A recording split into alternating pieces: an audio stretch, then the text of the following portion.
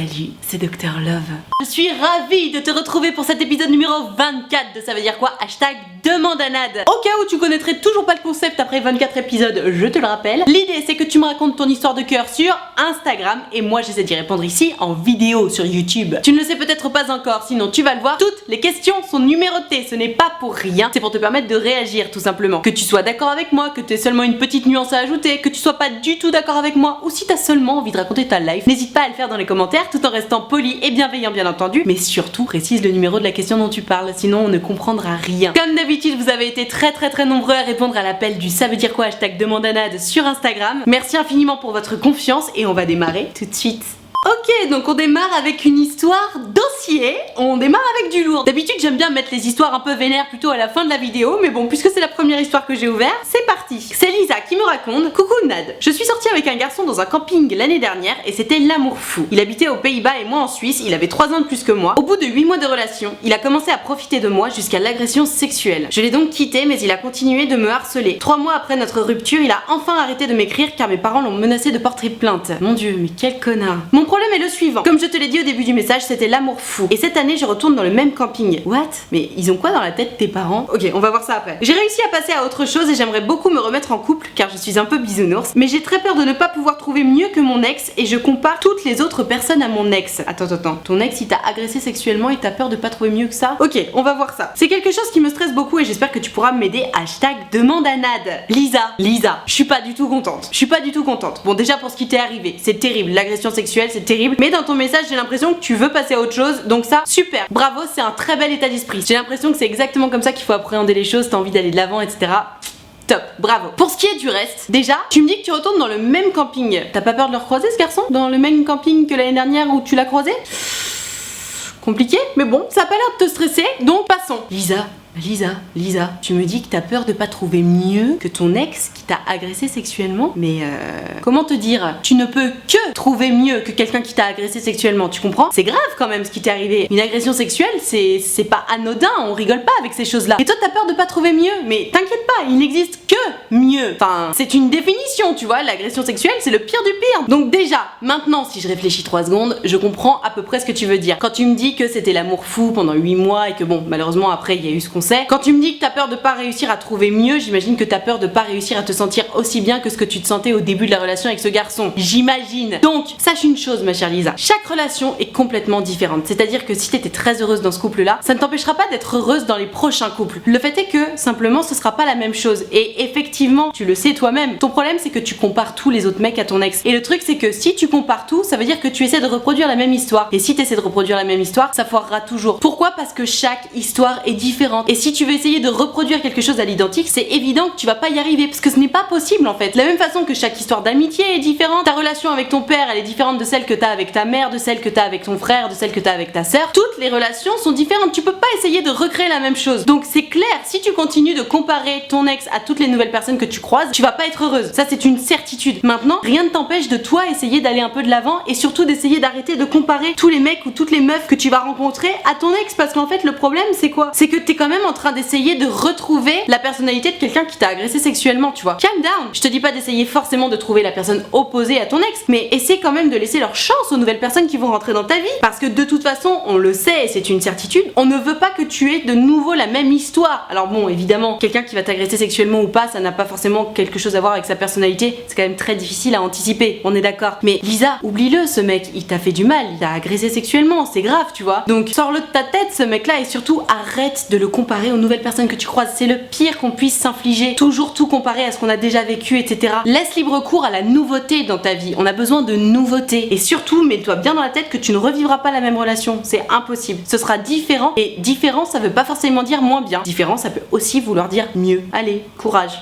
Une question de célibataire, puisque j'ai tellement de commentaires de célibataires qui disent oui, je suis célibataire mais je regarde quand même tes demandes à Nad, nanana. Et bah voilà, une question de célibataire qui va drôlement vous aider, mesdames et messieurs les célibataires. C'est Mélissa qui me dit: salut Nad, je suis célibataire depuis quelques mois et je n'arrive pas à trouver quelqu'un qui puisse me plaire. Pourtant j'ai essayé les sites de rencontres, j'essaie de sortir un max, mais rien n'y fait. Alors je te le demande, pourquoi tout le monde est moche? Hashtag demande à Nad. Alors Mélissa, déjà, effectivement c'est très bien, tu as raison de sortir un maximum, de discuter avec les gens, etc. parce que c'est comme ça qu'on rencontre quelqu'un. Maintenant, maintenant à la question pourquoi tout le monde est moche, tu sais ce que je vais te répondre si tu as déjà regardé beaucoup de mes vidéos. C'est pas que tout le monde est moche, c'est que tu n'as d'intérêt pour aucune des personnes que tu rencontres parce que, guess what, c'est la première fois que tu les rencontres. Lorsque tu rencontres quelqu'un pour la première fois, tu t'en bats forcément les couilles parce que t'as jamais discuté avec cette personne-là, t'as aucun atome crochu pour l'instant avec cette personne-là, vous avez aucun passif. C'est quelqu'un que tu croises dans la rue, juste tu t'en bats les couilles. Sauf que si tu réfléchis dans ta tête, est-ce que t'as pas une petite histoire qui revient du style oh putain, quand je pense que la première fois que je l'ai vu, je m'en battais les couilles et puis maintenant je suis complètement amoureuse de lui. Est-ce que t'as pas une petite histoire qui vient comme ça? C'est tout à fait normal et ça va complètement avec mon propos, c'est-à-dire que lorsque tu rencontres les gens pour la première fois, tu t'en bats les reins. Quand tu les revois une deuxième fois, tu commences à être un peu intéressé, tu te dis ah c'est cool, c'est sympa. La deuxième fois, tu fais putain, on a quand même des atomes crochus. Et entre la deuxième et la troisième, tu te dis ah putain, il faut vraiment que je recommence à le voir parce que je commence à m'attacher à lui. C'est comme ça qu'on crée des relations. Évidemment que tu vas pas tomber amoureuse au premier regard. Ça peut arriver évidemment de tomber amoureux au premier regard, évidemment. Alors oui, ça fait penser particulièrement aux contes de fées, etc. Ça peut arriver, admettons. Mais le fait est que dans la vraie vie, les gens qui n'ont pas la chance de tomber amoureux au premier regard, et ben qu'est-ce qui se passe? Ils cherchent. Et pour chercher et surtout pour trouver, il faut laisser leur chance aux gens que tu rencontres. C'est-à-dire qu'un mec que tu vas pas forcément trouver trop moche et que tu vas trouver un peu intéressant et un peu sympa, laisse-lui la chance de le revoir une deuxième fois, une troisième fois. Mais le truc c'est qu'en fait, si tu lui laisses la chance en se disant bon bah je vais lui laisser la chance et puis vous faites que des dates où vous êtes que deux, ça va pas prendre. La mayonnaise ne va pas prendre parce que ça va être surfait. Alors que forcément, si c'est dans un groupe de potes, la mayonnaise en principe prend tout de suite parce que le truc c'est qu'avec les groupes de potes, le mec tu le calcules pas la première fois que tu le vois. D'ailleurs, tu le calcules pas pendant 3 ou 4 fois, les 3-4 premières fois que tu le vois. Et puis au bout d'un moment, vous discutez et puis vous choisissez pas vraiment vous de vous revoir parce que c'est le groupe de potes qui fait que vous vous revoyez. Et puis la tension commence à monter, les petits jeux de regard, les petits jeux de séduction et pouf, tu deviens à fond. Mais je suis tout à fait d'accord sur le point que faire prendre cette mayonnaise là quand vous êtes que deux, c'est très compliqué. Donc en tout cas, le seul conseil que je puisse te donner, c'est arrête de croire que tout le monde est moche, c'est juste que pour l'instant, tu ne connais pas ces personnes. Et c'est encore une fois l'effet premier jour de classe. Tu sais, t'arrives dans ta classe, tu te dis ils sont tous moches. Et à la fin de l'année, tu pars et tu te dis putain mais ils sont tous trop beaux, je les aime tous trop et tout. C'est juste ça. Lorsqu'on ne connaît pas les gens, on n'a aucun intérêt pour eux, on n'a pas d'amour pour eux et donc on les trouve moches. Lorsqu'on connaît les gens, on a de l'intérêt pour eux, on les trouve beaux et on les aime. Voilà, c'est comme ça, c'est mathématique. Attention, problème compliqué pour Camille qui me raconte: mes parents se sont séparés il y a déjà 3 ans et ma mère a retrouvé quelqu'un qui a un fils. Ce fils va avoir 18 ans, on a une bonne complicité, il me taquine souvent. Attention, je suis tombée amoureuse de lui il y a déjà 7 mois et je n'arrive pas à oublier les sentiments que j'ai pour lui. Il occupe mon esprit sans arrêt et je souffre de ressentir ça pour lui. J'ai déjà essayé de lui avouer ce que je ressens mais lorsque je suis face à lui, je perds mes mots et j'abandonne. Alors voilà, à cause du fait qu'il soit le fils de mon beau-père, qu'il va bientôt être majeur et aussi parce que ma mère n'est pas pour cette relation, je suis perdue entre le fait d'essayer de l'oublier et ce que je ressens pour lui et tout lui avouer. À l'aide. Oh ma pauvre Camille, putain. Alors je précise que Camille a 15 ans et donc le fils de son beau-père a 18 ans. Alors, ça m'a tout l'air d'un bel amour d'adolescente, tout ça, un amour impossible à la Shakespeare, tout ce qu'on aime. Camille, effectivement, je comprends la situation délicate que c'est. J'ai cru comprendre du coup que t'en avais parlé à ta mère qui est pas trop pour cette relation et on la comprend. Et en même temps, elle est gonflée ta mère. Elle se tape le père et elle s'étonne que tu sois amoureuse du fils. Merde à la fin.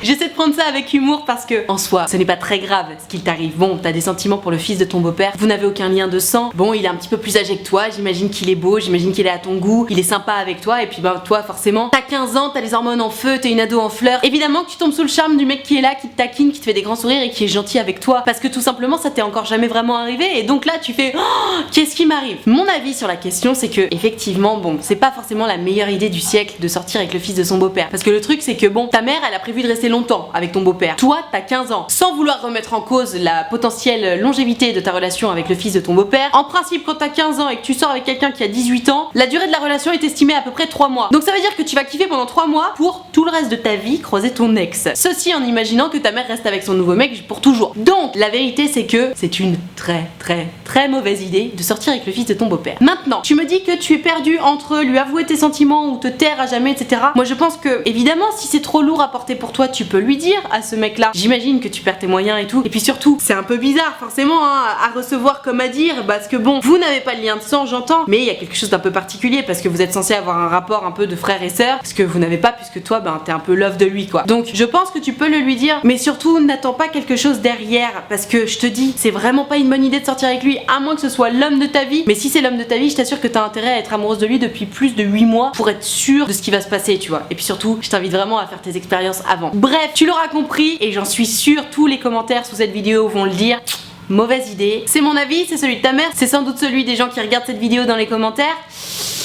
Voilà, donc partant du principe que tu ne sortiras pas avec ce garçon, lui avouer tes sentiments, si ça peut te faire du bien, et ben fais-le. Maintenant, pour la jeune fille que tu seras dans 5 ans, franchement, essaie de t'abstenir et essaie de penser à autre chose. Parce que sinon, il va te brancher jusqu'à la fin de tes jours avec ça. Genre, ah, t'étais amoureuse de moi, nanana et tout. Ça va trop te saouler. Enfin, si tu veux te rendre service pour les prochaines années, vraiment, garde ça pour toi et essaie d'avoir le béguin pour quelqu'un d'autre. Le truc, c'est qu'il faut vraiment que t'aies en tête que ce mec-là, t'as l'impression d'être amoureuse de lui. Alors peut-être que tu l'es vraiment, hein, je ne suis personne pour juger tes sentiments. Mais garde bien quand même à l'esprit que bon, il y a 3 ans de plus que toi, que c'est un peu la première fois qu'il y a un garçon qui est gentil avec toi, qui te taquine, etc. Et que t'as peut-être pas les idées tout à fait claires par rapport à ça. Imagine-toi si c'était n'importe qui d'autre qui avait 3 ans de plus que toi et qui était un peu sympa et qui te taquinait aussi. Est-ce que t'aurais pas flanché aussi? Voilà, c'est surtout ça qu'il faut avoir à l'esprit. C'est que tu es faible parce que t'es une adolescente, que t'as 15 ans et que t'as les hormones en feu. Si tu me dis non, c'est sûr, c'est lui parce que c'est sa façon de penser, sa façon d'être, son truc, son machin, ok, mais quelque chose me dit que c'est plutôt tes hormones. On enchaîne avec Agathe qui est prise entre deux feux. Coucou Nad, j'adore ce que tu fais. Merci beaucoup. Ça va faire quelques semaines que j'ai rencontré un mec super mignon qui me correspond bien, super feeling. Sauf que le problème c'est que je suis attirée par un ami à moi avec qui il y a déjà eu des aventures, chez qui j'aime tout et j'ai essayé de l'oublier mais je n'y arrive pas. Mon dieu, mais mettez de la ponctuation quand vous m'écrivez. Là, j'ai un message avec 0,0 point d'exclamation, rien du tout. Les gars, comment vous voulez que je lise ce que vous m'expliquez? Franchement, faites attention. Agathe. Donc je disais, du coup là je me retrouve à être attirée par deux mecs complètement différents mais que j'apprécie en même temps, je ne sais pas quoi faire.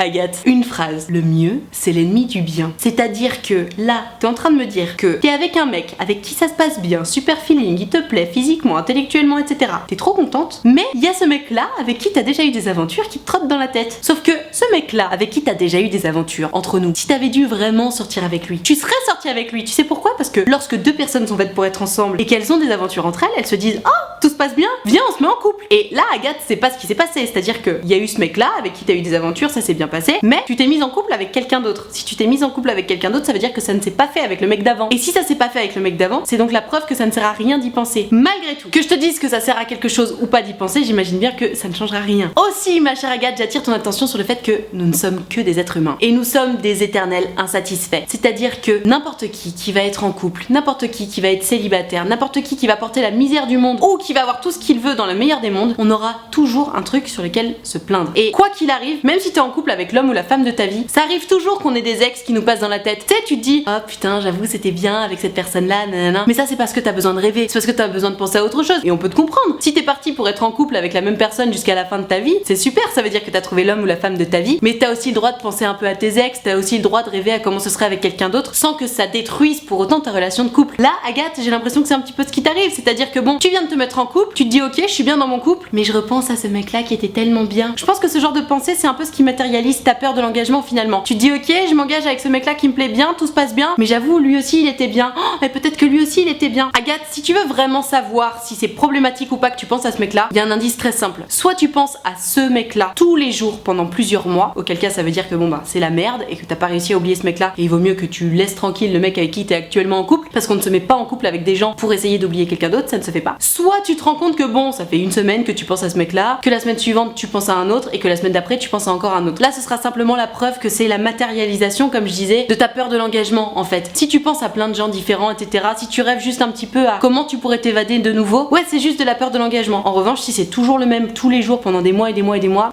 là t'es un peu plus dans la merde et ouais ça voudra sans doute dire qu'il faut que tu changes de mec. Clairement.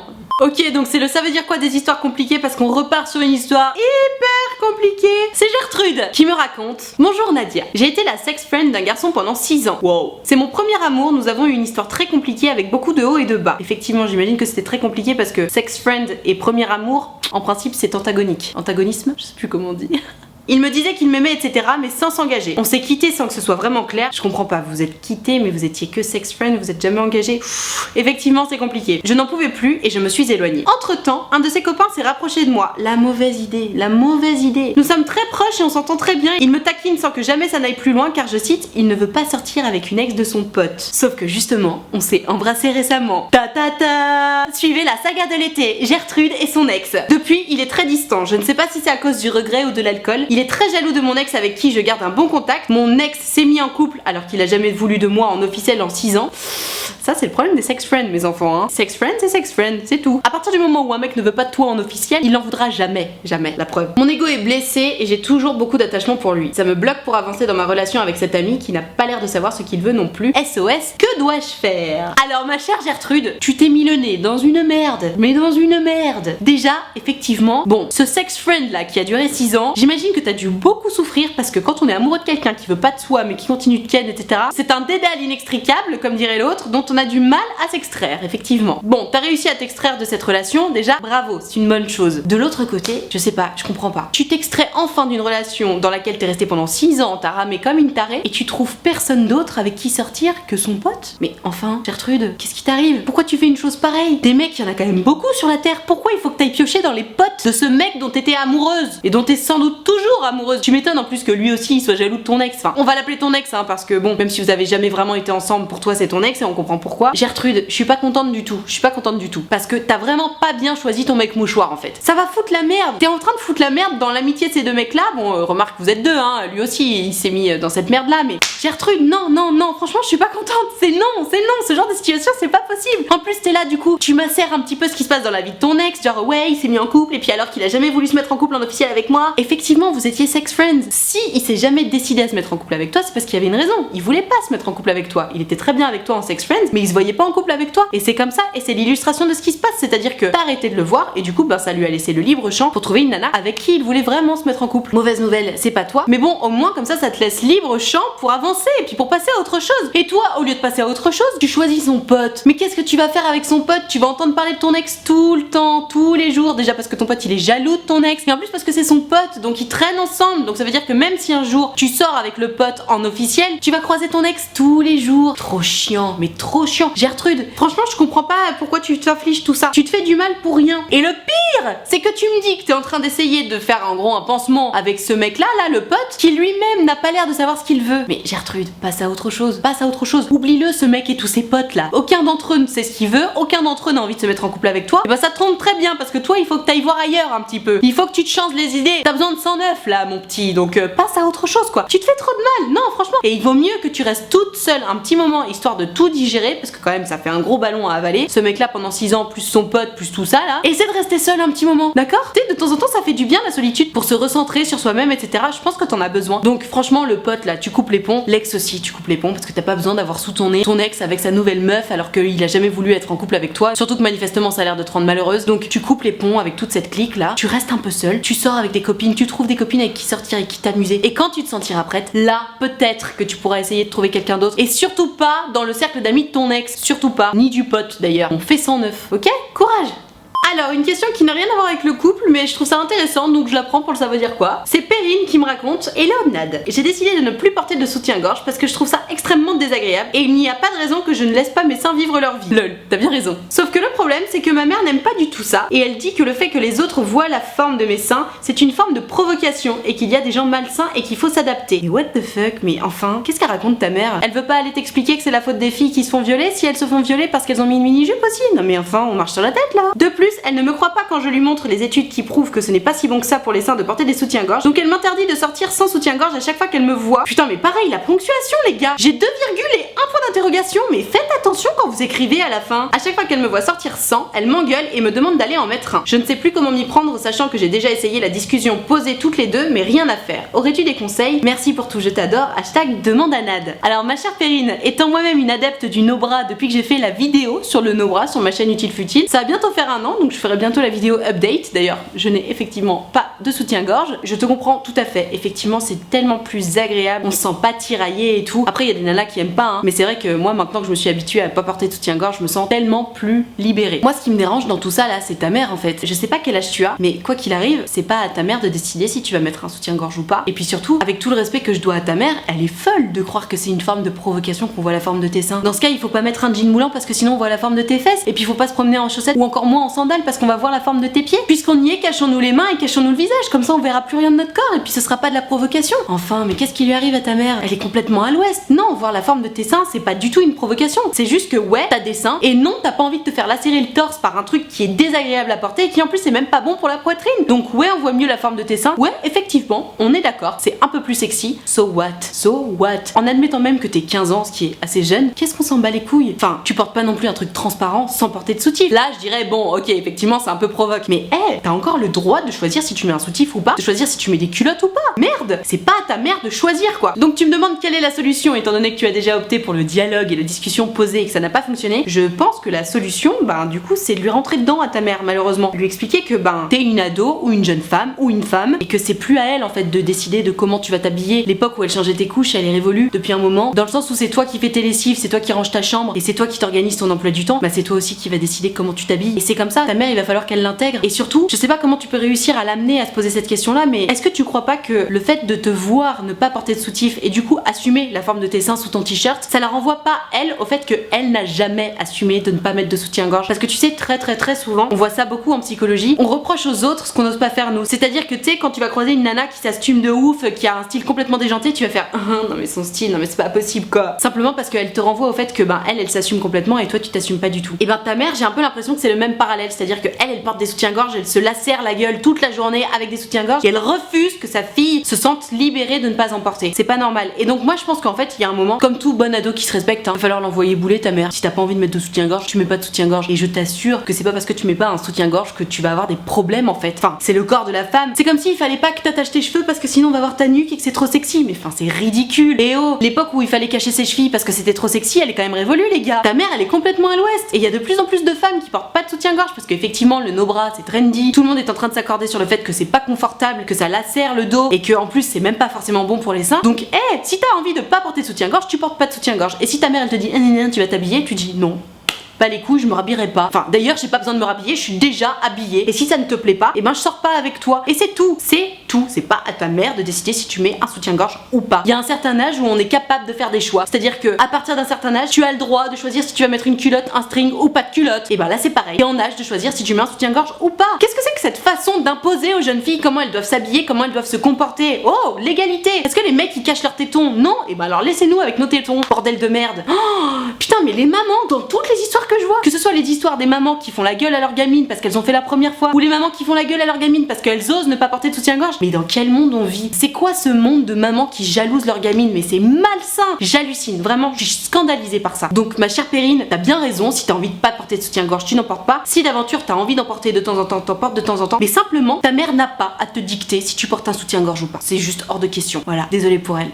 Sur cette bonne parole, je vais m'arrêter là pour ça veut dire quoi hashtag demande à Nad numéro 24. Merci infiniment d'avoir suivi cette vidéo en entier. Si elle t'a intéressé, si elle t'a plu, si elle t'a appris des choses ou quoi que ce soit, mets-moi le pouce bleu s'il te plaît, fais-le vraiment. C'est hyper important pour moi parce que ça me permet de savoir que t'as aimé mon travail et puis surtout ça récompense mon travail, donc double emploi. C'est à peu près aussi important que de s'abonner à cette chaîne YouTube d'ailleurs. Donc fais-le maintenant, tu cliques right now sur s'abonner et surtout tu cliques sur la cloche, comme ça t'auras une notification à chaque fois que je sors une vidéo et ça c'est le feu. Et bien entendu si tu veux pouvoir participer aux prochaines vidéos, c'est sur Instagram que ça se passe. Donc tu n'as qu'à venir me suivre. Tu verras, je fais toujours des petites stories où je raconte quelle vidéo je suis en train de préparer. Et selon le type de vidéo, soit je mets une boîte à questions, soit tu peux me raconter ton histoire en message privé. C'est aussi simple que ça, il faut juste bien regarder mes stories. Donc je t'attends dès à présent sur Instagram. Je profite de la fin de cette vidéo pour te rappeler que l'option de souscription payante à ma chaîne YouTube est activée. Ce sont les abonnés de Diamant. Au cas où tu ne le saurais toujours pas, on a un groupe Facebook dans lequel on discute tous ensemble. Je fais des lives Facebook exclusifs pour les abonnés de Diamant. Et puis aussi et surtout, l'avantage numéro 1 des abonnés de Diamant, c'est que si tu veux pouvoir me parler de ton problème de cœur directement en one-to-one, tu peux le faire parce que pour t'ajouter au groupe Facebook des abonnés de Diamant, je t'ajoute en ami sur Facebook et donc là, tu peux me parler directement sur Messenger. Donc si ça t'intéresse de venir les rejoindre, sens-toi libre de le faire. Il n'y a aucune obligation évidemment, c'est 5 € par mois et il y a une super ambiance. Merci infiniment d'avoir suivi cette vidéo en entier et moi en attendant la prochaine vidéo, je te fais des très gros bisous.